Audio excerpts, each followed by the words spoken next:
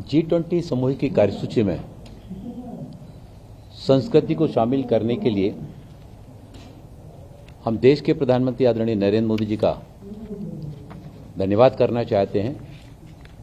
UNESCO विश्व धरोहर की महत्वपूर्ण स्थलीय धरोहर खजुराहो में संस्कृति कार्य मंत्रालय के द्वारा G20 का जो आयोजन यहां पर होने जा रहा है, लगभग 20 देशों से 50 के आसपास प्रतिनिधि यहां पर आए हैं और इस संस्कृति की कार्य समिति का यहां पर बैठक होना जहां खजुराहो के लिए वहीं देश के लिए एक बहुत ही महत्वपूर्ण उपलब्धि हम इसको मानते हैं। इससे विभिन्न देशों के मध्य पारस्परिक संबंधों को प्रगाढ़ करने में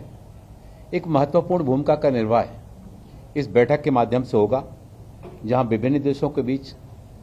सांस्कृतिक विचारों का आदान प्रदान, उनको सहयोग समझने में, हर देश की अपनी अपनी एक संस्कृति होती है।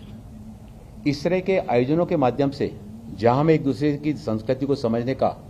अवसर प्राप्त होता है, वहीं हमारा देश काफी प्राचीन देश है और हमारी संस्कृति ने सदैव से विश्व को समक्ष अपने देश का ध्यान आकर्षित किया है। हमने वसुधैव कुटुंबकम की अवधारणा को लेकर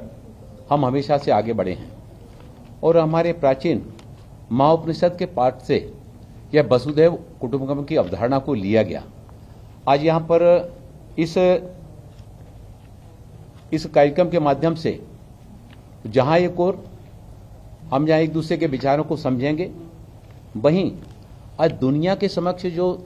तमाम चुनौतियां आके खड़ी हो रही हैं, उन चुनौतियों के बीच में जहां एक दूसरे के संबंधों के साथ प्रगाढ़ करना, वहीं हम सबको मिलकर कदम से कदम मिलाकर आगे बढ़ना होगा।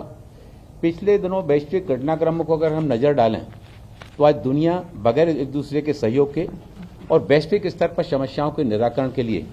अकेले प्रयास नहीं कर सकती है। हमारे देश के लिए G20 की जो प्रेसिडेंसी मिली है,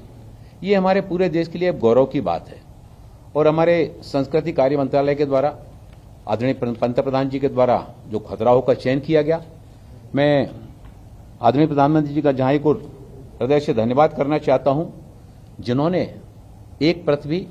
एक परिवार, एक भविष्य, इस अवधारणा को उतारते हुए और हम सभी किस तरह से न केवल अपने देश बल्कि हम विश्व के बारे में भी संस्कृति के साथ ही साथ जलवायु परिवर्तन और इस तरह की जो असमानताएं,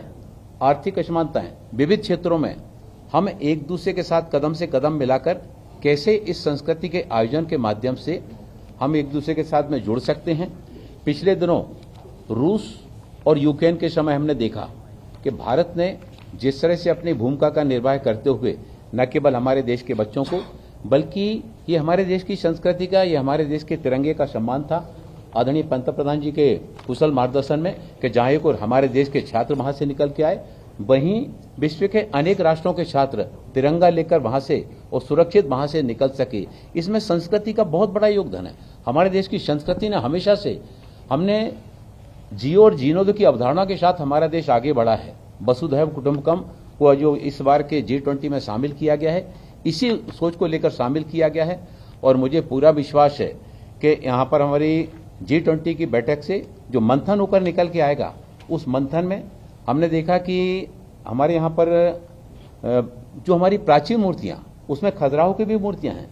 जो हमारे देश से चली गई थी। ऐसे वैश्विक स्तर पर एक दूसरे के साथ में जहाँ विचारों का आदान प्रदान करना, वहीं डिजिटल प्रौद्योगिकी का उपयोग करके इस तरह की मूर्तियों को वापस लाने में भी इस मंच के माध्यम से एक बहुत सशक्त भूमिका का निर्वाह होने वाला है। हमारे पर्यटन संस्कृति मंत्री हमारे जी किशन रेड्डी जी हमारे बीच में लगातार 4 दिन यहाँ पर रहने वाले हैं